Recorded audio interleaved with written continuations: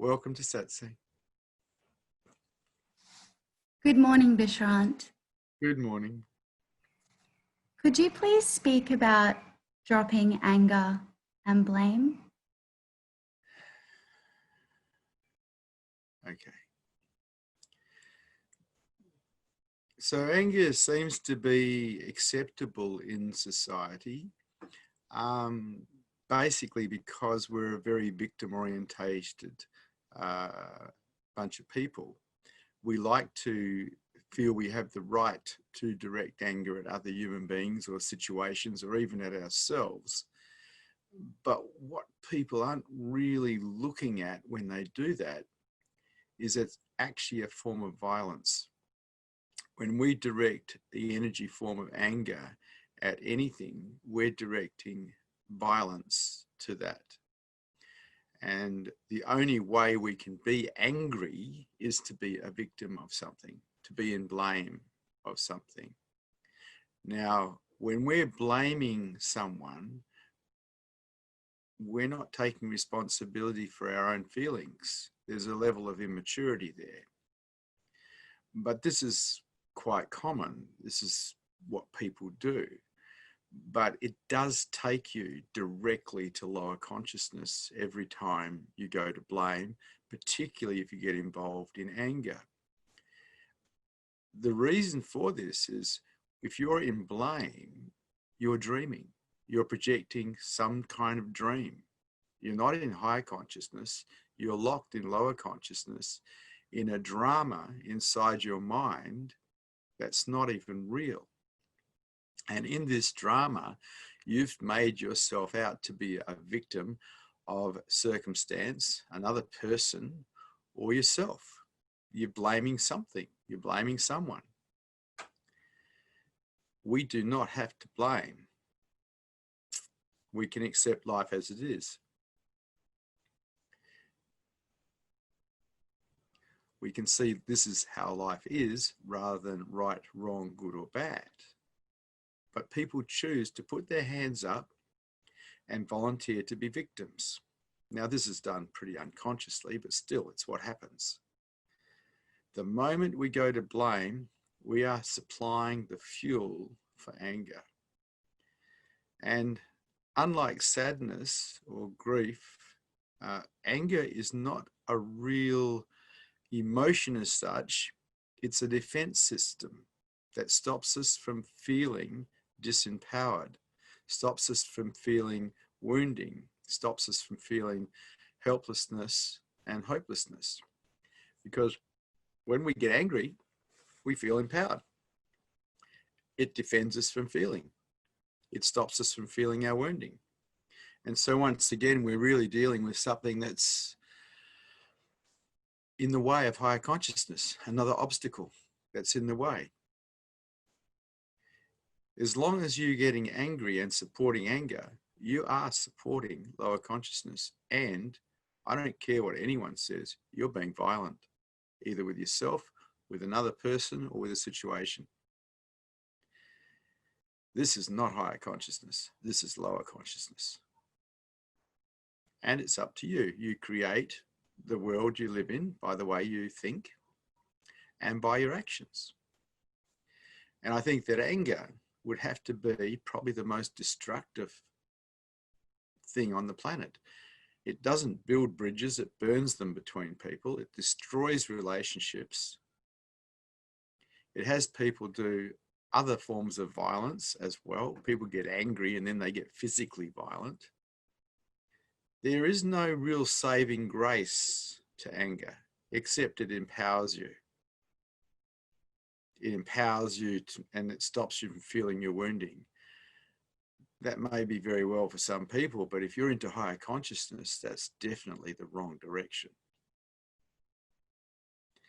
A mind that stays equanimous, a mind that doesn't get locked in lower consciousness because of some dream about being hard done by, is best. So I got involved with having a look at anger when I was quite young, when I was a teenager, because I was a very angry young man. I had spent time in a Roman Catholic boarding school, institutionalized, with the bullies and the Roman Catholic brothers and the priests. And in my time, it was brutal. And I came out of that institution very angry. And I could see that it was damaging. It was damaging to all my relationships. It was damaging to everything. So I started watching my mind. I wanted to see how anger worked. I could see that someone or something would be said, or someone would do something, something would touch. I saw there was a reaction to the touch, and the reaction was blame. And as soon as blame occurred, anger, bang, like lightning. And I realized I could slow this down. If I just kept witnessing it, I could stay with the touch rather than go to the reaction, which was blame. I could start owning that I make myself feel that they may have done something, but I made myself feel, and in owning that, blame disappeared because I was taking full responsibility for my own feelings.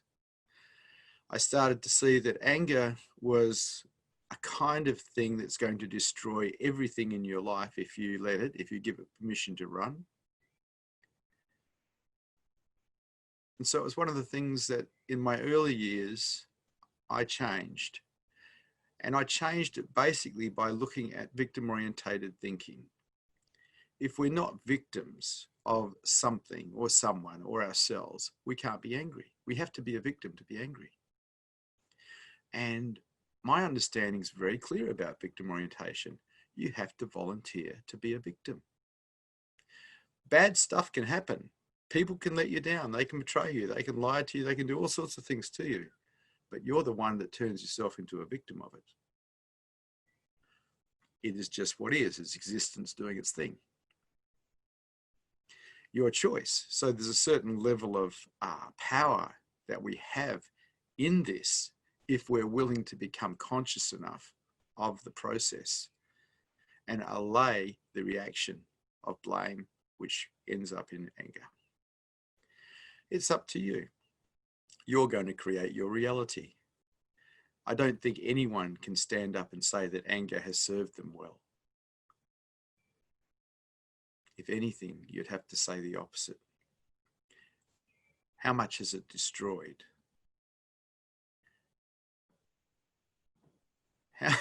Has it ever taken you to higher consciousness? That's just a no-no, because no dream can take you to higher consciousness.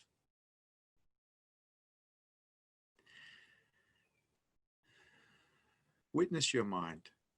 See how it all works. And stop it. Make this world a little bit more beautiful instead of ugly.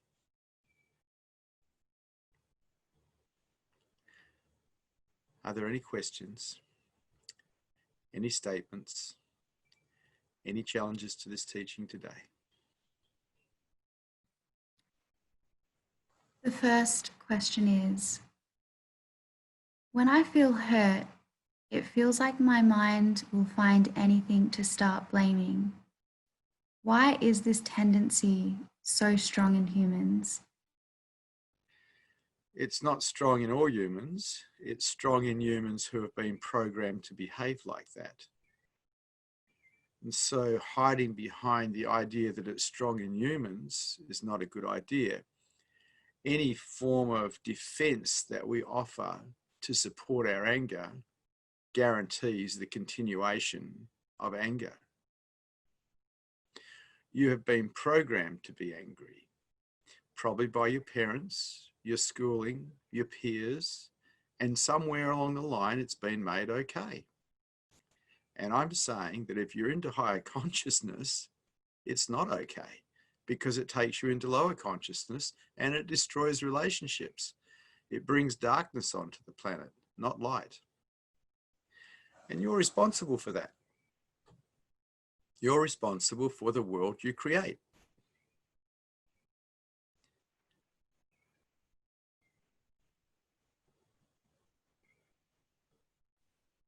Can anger ever be used constructively to feel something?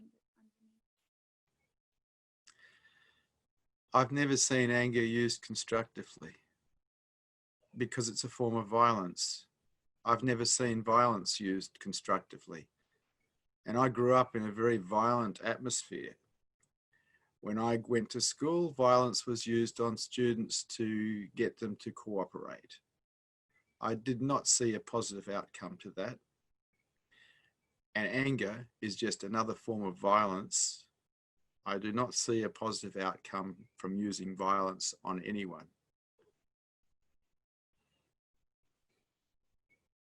When someone yells at me and is angry, how can I be aware enough not to be drawn into the same energy field that that person has manifested? Okay, when you get angry, you direct an energy field. That energy field can penetrate another human being, turn around inside of them, affect their mind in such a way that it wants to come back at you. And so there's a delivery back. Unless, of course, you're conscious and you feel the energy coming in and you feel it turning around in you and you feel it wanting to come out, but you're conscious enough not to let it out. You're conscious enough not to bite back, not to let that energy field affect the way you think. So people who get angry with other people are inciting anger in that other person, particularly if they're unconscious. Now, whether that anger comes back aggressively or passively depends on what position they're in, but it will come back. Normally will come back. It's a bit like what we put in, we get back. And it's up to you to create your life. It's up to you to make it work for you and make it work for others. I've never ever seen a positive outcome to getting angry with people. If they don't get you aggressively, they'll get you passively because you've injected them with a painful energy that just wants to come back out again. If someone comes at you with anger, just let it penetrate. Don't react to it. Just watch it inside yourself. Don't react to it. It will dissipate. Give them time. I've heard you mention the game of Xero. Are you able to talk about this in relation to anger? Well, anger is definitely not zero. Anger, if we want to go to the furthest point away from zero, we can go to anger. That's where we've really lost it because we're caught in a dream and we're unconscious and we've lost our balance. I remember in training in martial arts and watching Bruce Lee and other martial artists. I remember Cassius Clay, Muhammad Ali, he used to always try to incite his opponent to become angry. He used to taunt them and tease them because he knew, like I know, that once you get someone angry, they have lost their clarity, they have lost their balance because they're locked in a nasty dream. It is not an advantage to be an angry person. It is a huge disadvantage in so many ways. If you can stop being angry, your whole life will change. The connections you have with other people will be different because people who get angry frighten others. And so people walk around you very wearily because they don't want to cop your wrath. And so do you think people are really meeting you in a natural way if you're an angry person? Or are they actually walking around on eggshells because they're frightened of you? Is that how you want your relationships to go? Because that's how it is a lot of the time for angry people.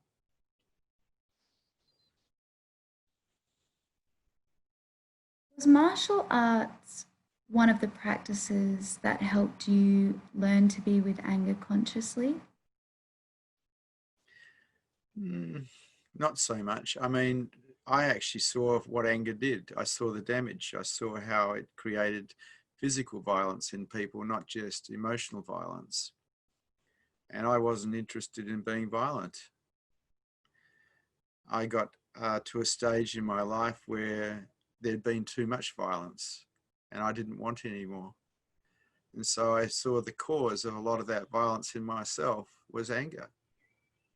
And so I consciously stopped blame and consciously started taking responsibility that I make myself feel and that the world can't make me feel, only I can.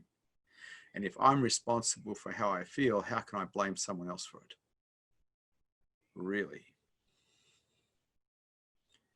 But on another level, yes, because in martial arts, I understood that cool, calm, and deadly works, and that any form of emotional state is a handicap because it's likely to take you into a dream. The moment you're dreaming in any way, shape, or form in martial arts, if you're up against people who are high quality, you're going to get beaten. Not by them, you've already defeated yourself.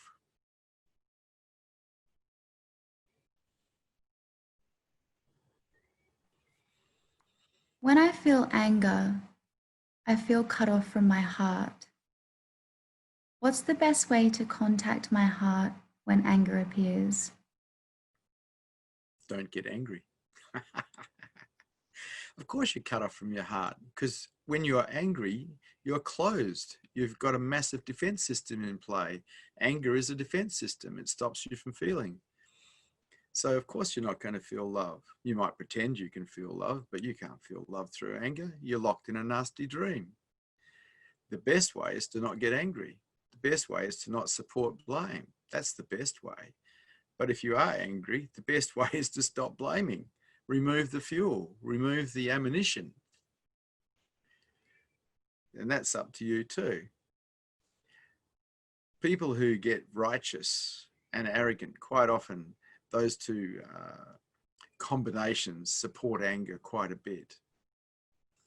In accepting that life is the way it is, anger doesn't have much power.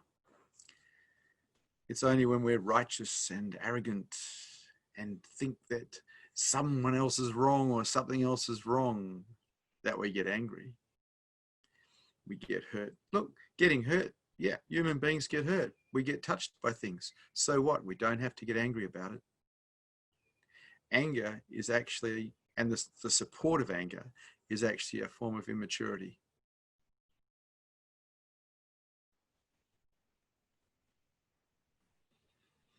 Do I need to challenge my beliefs to be able to remove blame? I reckon. It begins with watching the process of anger, watching the mind, witnessing the mind and seeing how it works. Something happens. Someone does something, says something, or a situation occurs, and you feel a touch, a painful touch. Now, almost instantly, this is so fast, almost instantly there's a reaction of a defense system that goes to blame. Then anger arises as a result of the blame. This is the process. Now, when you can witness that from a detached space, you can stop the reaction. The touch will still happen, but the reaction doesn't need to happen. It can be stopped. It doesn't mean there might not be a response to what has been done or what has been said, but it's not a reaction of blame. It's not a reaction of anger anymore. It's different. And instead of destroying and burning bridges, you can continue to build them, even though something may have been done that is unsavory to you.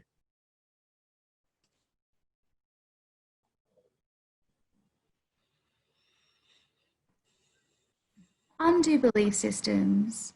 Do we have to individually identify every belief that makes us contract? So that's a continuation of the previous question that I answered differently than how you wanted me to.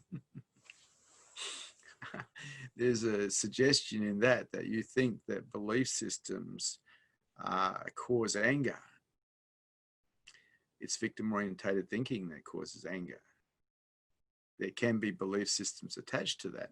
I can have a belief system that people shouldn't betray me or lie to me, But when they do, I still don't have to get angry. To be angry, I would have to turn myself into a victim of them. And so this is before belief systems, this understanding of how to deal with anger, way before belief systems. I might have a belief system that people shouldn't scratch my car with their change. Vandalism. Whether I get angry over it or not is a choice. I don't have to. I don't have to be a victim. I don't have to go to blame. I can just see it. This is what is. And stay cool and fix it. And if I catch someone doing it, hold them responsible, make them pay for it if I can. But from a space that is open rather than a space that is closed with anger.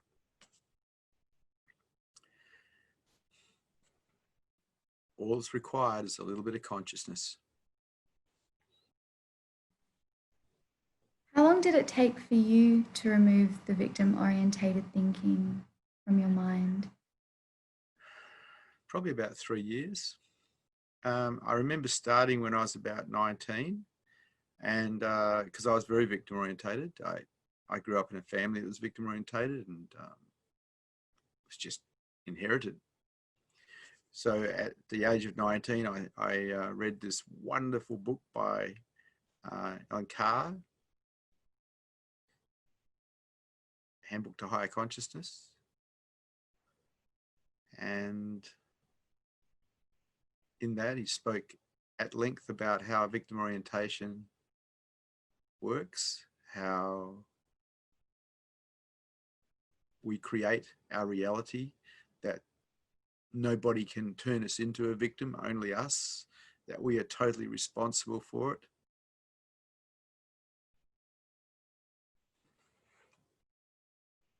And then basically I started practicing stopping victimness. I would notice it, I'd catch myself being a victim, I'd catch myself being angry, and I'd let it go. I'd let it go. I just wouldn't entertain it. And after about 2 years, I noticed that a lot of it had gone. But that was 2 years of practice. I wasn't prepared to be angry anymore. I wasn't prepared to be a victim anymore. And so I stopped it. And I failed, and I failed, and I failed, and I failed. But I kept catching myself and correcting it. And probably about 3 years, after 3 years, not much anger came anymore because I wasn't a victim anymore. And as a result of not being a victim anymore, my whole life in a way changed. Imagine what it's like to live a life without blaming, without being a victim, without getting angry. What would that be worth if you had to pay for it? Because when we get angry, we're suffering, we're hurting ourselves, and we're likely to be hurting others. What's it worth to be able to not get angry all the time, every time something doesn't go your way or some injustice occurs to you? What's it worth? I reckon it's worth everything. But it did take a few years. It didn't happen because someone talked about it and I thought it was a good idea. It happened because I practiced and practiced and practiced, taking it down every time it arose, and eventually catching it at the reactive stage. So the reaction didn't occur. Instead of it, the touch was felt. And there was a response maybe, or no response, but there wasn't the reaction of blame and anger.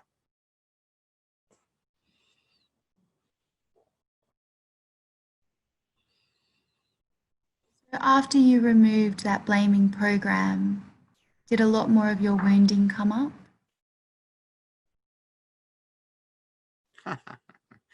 Yeah, anger was one of the ways I avoided feeling my wounding. That's true. It's the defense system that stops us from feeling.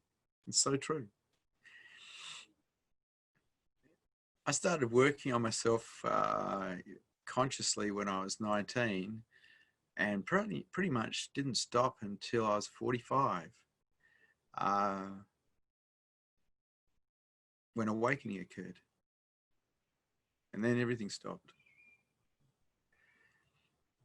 When I say working on myself, just modifying this, modifying that, because like a lot of other people, I wasn't programmed for happiness. I wasn't programmed for a lot of things. Initially, I had a lot of failure patterns in me, a lot of failure programs. And first up, I started removing all of those because I didn't want to be a failure in life. Victim orientation was one of the first failure patterns I removed because I saw it as a failure pattern. Worry was another failure pattern that I removed because I could not see any advantage in worrying. But also a lot of limiting belief systems were removed.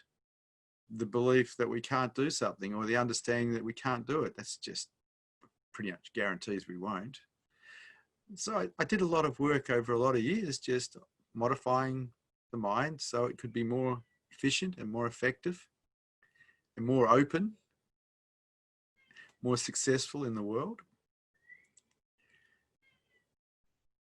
Preparing the mind in a way for higher consciousness and super consciousness by removing all the different things that created contraction in me, created resistance.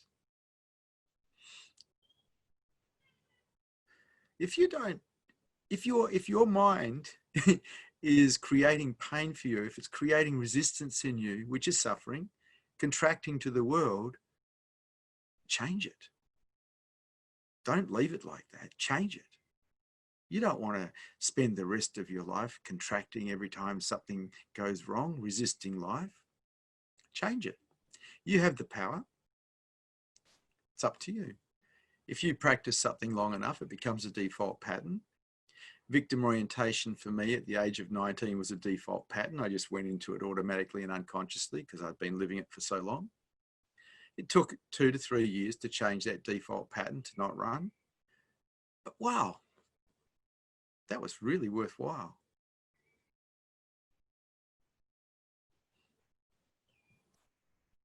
At 19, you started working on yourself.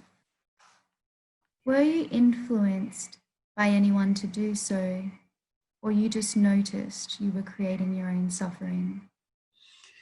No, I was definitely influenced. I had intervention. It wasn't my idea. My girlfriend at the time, who I ended up marrying a few years later, got involved with an organization called Focal. And Focal ran encounter groups. They ran 4-day encounter groups, live-in encounter groups called the Greatness in You seminars. And these guys that my girlfriend had got involved with were a breakaway group called Cord. And they were running these groups up in the hills above Perth City in West Australia somewhere. And my girlfriend had given them $400 or $700. It was a lot of money. Like the basic wage was about $80 a week back in 1973. And I was a bit of a roughneck. I had a rough life. And I went along to see these guys because I disagreed with her doing this group and these people getting into her head and them ripping her off for $400. So I went along and I was going to get that money back off them one way or another. And so I fronted them, and it was interesting because they said, why don't you do the group? Why don't you do the group with your girlfriend? And I said, I'm not going to give you any money. You're not getting anything from me. I'm here to get the money back off you. And I'm going to get it back off you. And they said, look, why don't you do the group for free? And if you feel that you get anything out of it, you can give us some money at the end. And I said, no, I want the money back and I want it back now. Otherwise, there's going to be trouble here. And then they said, is it that you're frightened to do the group because you're frightened of being shown what might be inside you? Is that what's happening here? And I said, no, I'm not frightened of anything. You don't frighten me. I said, and they said, well, it looks like you are frightened because you won't do this group. What's going on with you? And it hit something inside of me because I used to think I was a hero. And they got me on that point. They got me. No, I'll do the group. I'm not frightened of anything. And that's how I got involved with higher consciousness. That's how I got involved. That intervention, I joined that group. And those guys that you do a psychological profile before the group starts, and then they use full-on encounter on you. And I was first up, and they had me standing with 4 of them working on me for 12 hours. But by the end of the 4 days, something inside of me had really changed. Something had opened up, something had been seen. And I was so impressed with what these guys had shown me, and that I could change my life for the better, that I actually quit my job that I was doing and went and worked for them, promoting their courses. That was my intervention, which I never looked for. It happened by accident. And I am super grateful to those guys for introducing me to another life, a different way of living, a life of higher consciousness.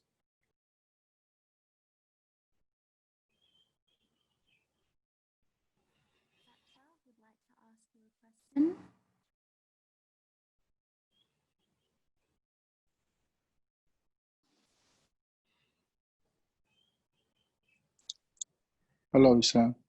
Hello, Satsang. Yes. My assistant introduced you. Oh, okay. Vishrant, can we transform anger into love? Look, I don't think that's a possibility whatsoever. Love is real. Anger is manufactured by the mind. And anything that's manufactured by the mind ultimately is not real. But love is real. Love is always here. If you're open, you'll perceive it. If you're not open, you won't. There is no opposite to love, because love is real.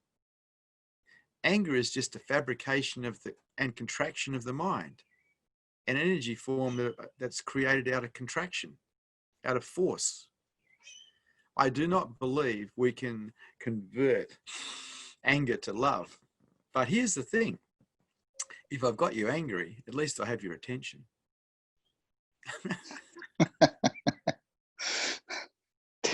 Thank you, Xero. Thank you. The viewer has asked, is there a time when anger is warranted, such as to motivate against tyranny or cruelty? Heck no. I'm an advocate for non-cruelty to animals. I'm a vegan myself. But at no point do I express anger or get angry over that. I never have. Why would I? I don't need to. I can put my hand up. I can make videos against the killing of animals if I want. I don't have to be angry about it to make it happen. If I want, I can protest. I've been a protester in my lifetime. I've walked in different marches, supporting different causes, but at no point have I ever been angry about it. You don't have to be angry to make a difference in this world. You don't have to bring more violence into the world to make a difference. You can make a difference without that. I believe anger helps nobody.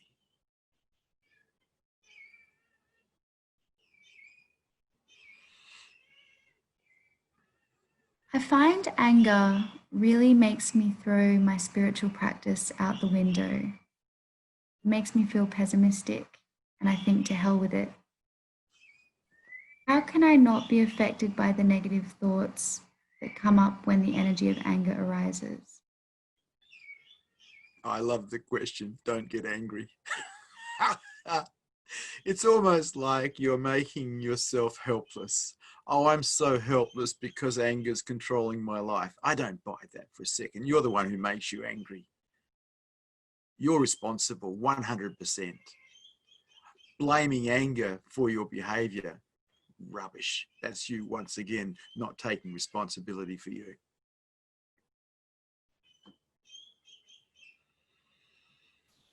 Would like to ask you a question. Who would? Sorry, I missed that. Alan? Hi, Alan. You're getting surprise visitors today. You have to recognize the voice. Yeah, the person assisting is not introducing the people coming on. I didn't know it was going to be you, Alan. I think it might be our connection because I didn't hear my name either. I didn't hear it either. And I didn't hear Satch's name. And it's just Jack in the Box, surprise, surprise, surprise. Hang on a second. I could get angry about that. Whoa. I'm furious. Ah, livid. My question is, when you're talking about you undone beliefs, and two of the first beliefs was victim oriented thinking and worry. Is it a case that you're becoming aware of these patterns inside yourself, and you stopped reacting to them over time, or was there something that you actively done in combination with the non-reaction? Yeah, I deliberately and consciously stopped anger. I deliberately and consciously stopped being a victim. It wasn't because I thought it was a good idea. It was because I actively and consciously stopped it. Because I could see how ridiculous it was, how detrimental it was. And I didn't want to be involved in it anymore, even though I came from a family where there was a fair bit of anger, and I grew up in an environment where there's a fair bit of anger, and for some reason people are allowed to be angry in our society. But really, I didn't have to be. And I proved that to myself. I could still be in the world and make a difference without using anger. As a matter of fact, I made a way better difference. So, because anger is so common, people think, oh, everyone gets angry, it's normal. But heck, man, you want higher consciousness, leave anger out of the picture because it's lower consciousness. You can't take yourself to higher consciousness through anger. You can only take yourself to lower consciousness because it's a dream of blame. Mm-hmm. But I changed a lot of patterns, Alan, a lot of patterns. One of the things I did is I removed excuses. Like lots of people have excuses for their behavior or their failures. Any excuse that we offer for failure guarantees failure again. And so I removed that program too, the excuse for failure. That's a big one. It mightn't sound big, but it is. Because anytime you offer an excuse for failure, you're pretty much guaranteeing you're going to do it again. And so I started looking at the mind and watching the mind and seeing that these different things that I inherited from my family and my schooling weren't going to be successful for me in the material world. And so I started removing them by becoming aware of them and stopping them, consciously stopping them. No excuse for failure is nearly like a demarcation point from a child to an adult. Well, you think about all the people you know who have constantly got excuses for their failures. It doesn't stop. You think about all the successful people, the really successful people you know, they don't have excuses for failures. They just keep going until it works. Correct. Yep. Yesterday's Satsang had a really big effect on me, actually. Quite a noticeable shift. And I was walking through the city here yesterday in Singapore, and there was some construction going on and skyscrapers, and I seem to get this awareness that I'd like to run by it and just get your thoughts on it. And because it was busy and there was lots of people and lots of massive tall skyscrapers, it seemed to me that the world and civilization is like an extension of the mind, and all that we see happening around us with society is like an extension of the mind. And I was just wondering if that was your observation of it. I would agree with that. One of the things I used to love to do, Alan, is watch really big ants' nests, with the really big ants, because I live up in the hills, and in Perth City, there's a lot of these big ants. And you can watch them build their nests, and you can watch them run around and do their things. And what I got to see is they build all these structures, they're programmed to, the same as human beings are programmed to. And so I don't see human beings and ants as a great deal of difference, except an intelligence quota, because they're still just building things and building things. And yes, it has to be an extension, of course, from the mind. But wouldn't it be lovely if we did things as an extension from our hearts rather than our minds? What a beautiful place this would be. Yeah, that's an amazing, not an idea. It's more than an idea, but yeah. Well, it's higher consciousness, because in higher consciousness, you support heart, you don't support the mind. Because the heart is the beauty way. The mind is a desert, it's arid, but the heart is an oasis of beauty. Yeah, I spent a lot of time in the mind the last 2 weeks. I'm beginning to realize that there's nothing in, not nothing, but there's very little in the world that directs you back to your heart. I know what directs you back to your heart: your children. Your little girl. Yeah, very much so.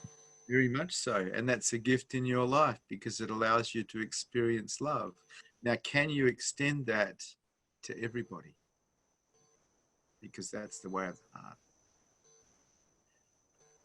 The answer to that question is probably no.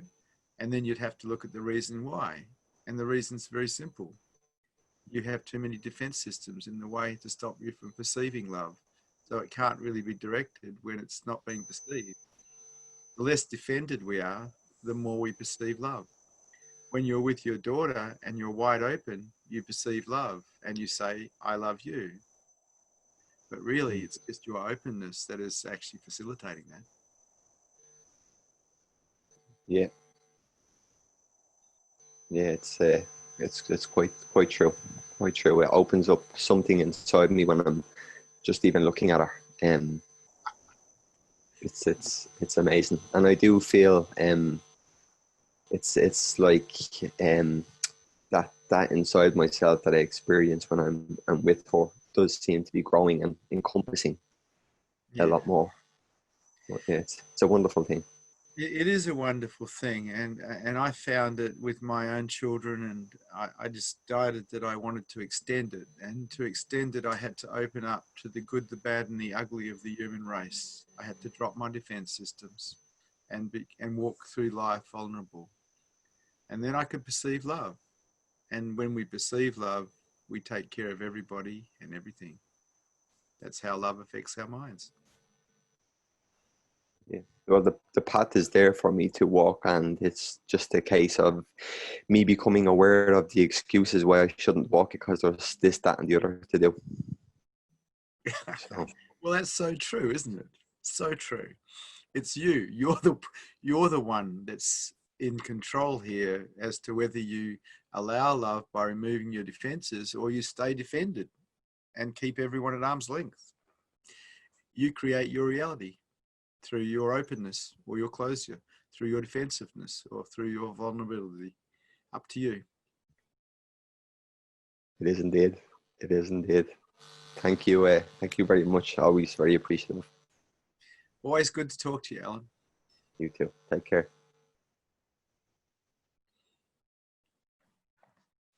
Were your children the way that you found heart?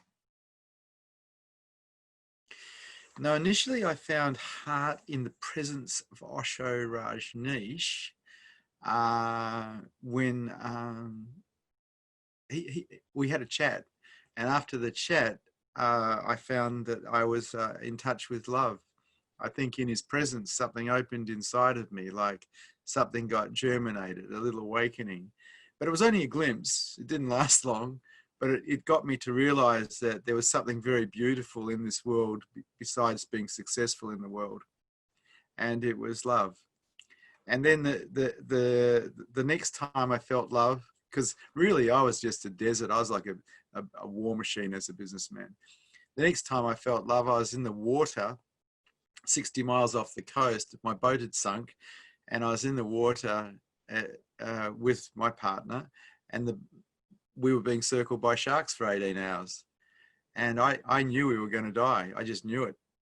And I looked at my partner, and in that moment of looking at her and being and feeling responsible for her death, because I'd taken the boat out. I should have checked the weather. It was bad.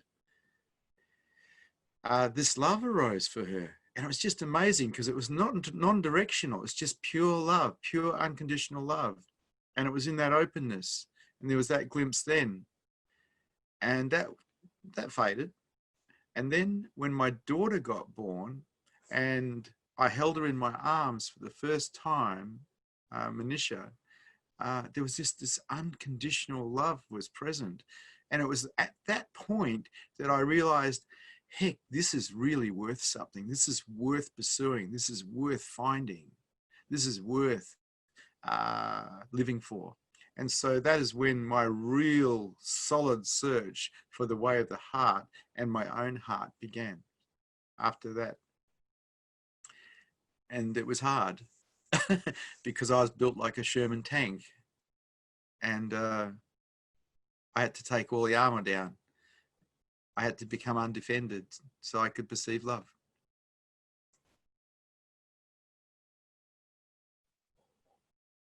Does the presence of an awake person temporarily dissolve our defense systems?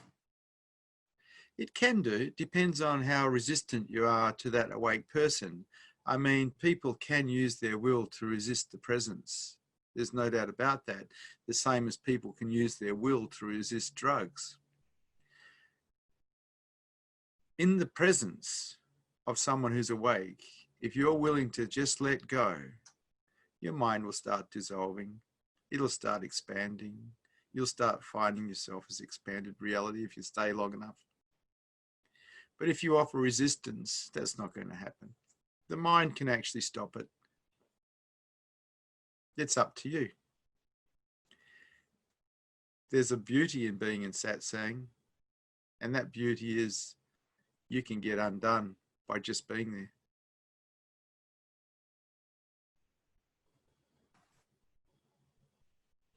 You said successful people keep going until they make it work. Is discipline one of the first programs we should build on the spiritual path?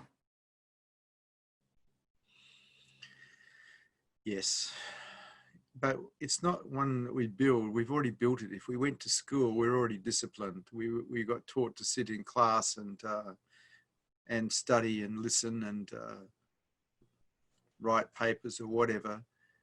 We already, every human being who's an adult has been disciplined. On the spiritual path, discipline is required because the mind is a bit of a monkey. It goes all over the place.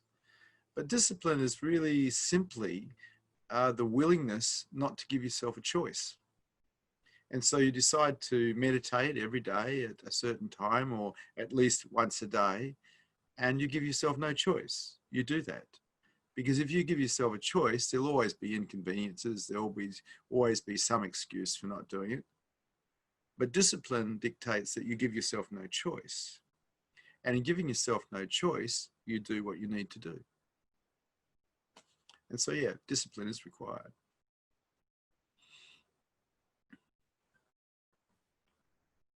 When that failure happens, for instance, when we try to be disciplined, how do we deal with the helplessness and disappointment we can feel? Try again. Our master is simply someone who has failed more than anyone else. They've got up and they've tried again. If you fail, don't be disappointed. Just try again. It doesn't matter at all how many times you fall down. It matters how many times you get up.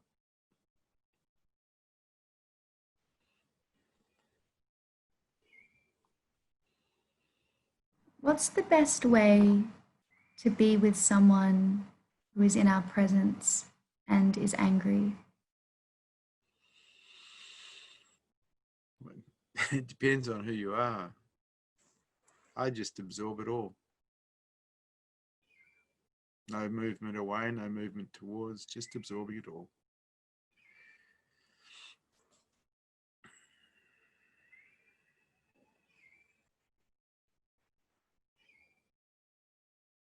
When a person triggers me on multiple occasions, I'm sorry, but I can't hear you if you're talking to me. Can you hear me now? I can now. I couldn't hear you before. When a person triggers me on multiple occasions, I can start to feel repulsed by them. How do I open myself to people who I feel repulsed to?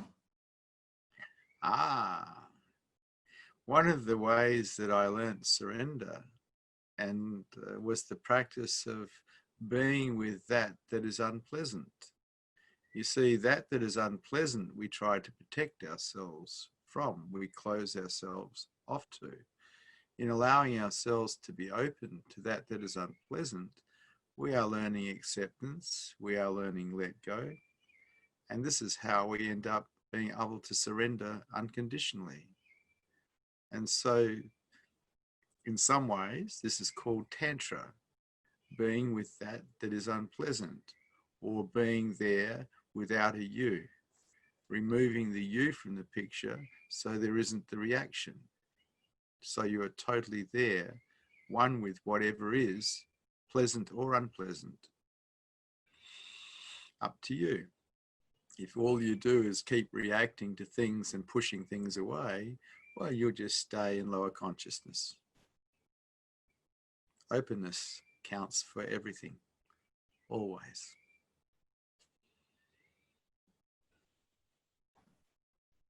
How is the rage body different to anger? It's the same.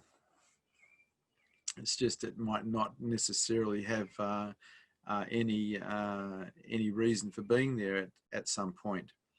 People who repress a lot of anger tend to have rage bodies, and these rage bodies, when triggered, come out ferociously. And so instead of being a small reaction of anger, there's a huge reaction of anger because there's this body of rage behind it. But it's the same. It has to support itself with blame. If the rage body's out, for it to keep going, it has to support itself with blame. And the terrible thing about blaming is it just creates more pain. And if you happen to repress it, well, you create a larger rage body. And so people can carry around tremendously big pain bodies of rage. And so someone does something very little and this rage comes out and it's over the top. Well, it's because the rage body's been triggered, it's been touched.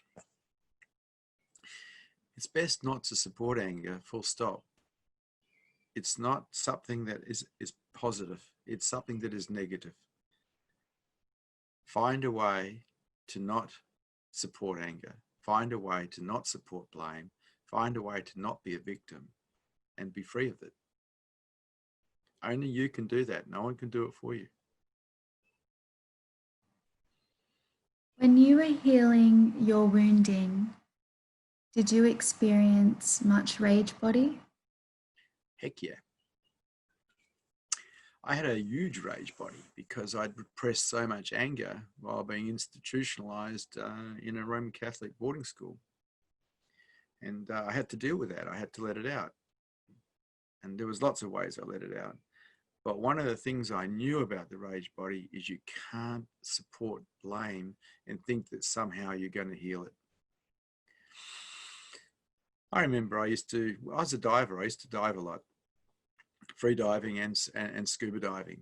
And I found sometimes yelling underwater was wonderful.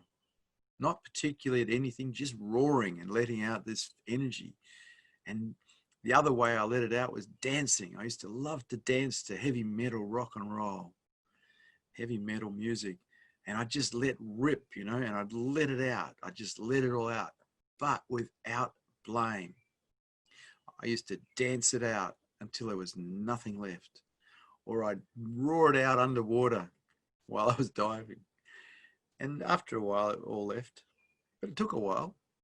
I had it hidden in all sorts of places. It took a while. But eventually it was gone. And because it wasn't being topped up with more blame and more repression, it just dissipated completely.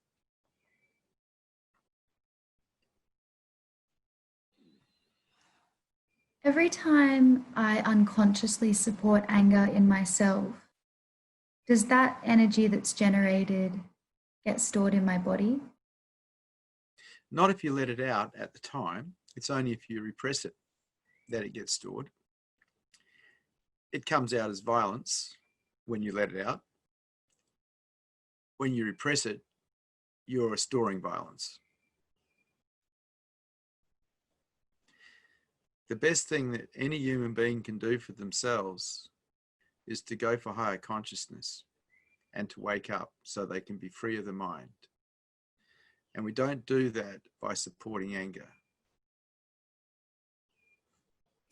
We develop a mind that is equanimous, a mind that doesn't react, that stays cool even when under fire. And only we can do that. Nobody can help us with that. We have to do it. Then there's this beautiful thing called beingness that we are. And when that's aware becomes aware of that, we're free. But for a mind to be able to support that, the mind cannot really be an angry mind, because an angry mind will keep bringing awareness back to itself, away from beingness. And that doesn't work.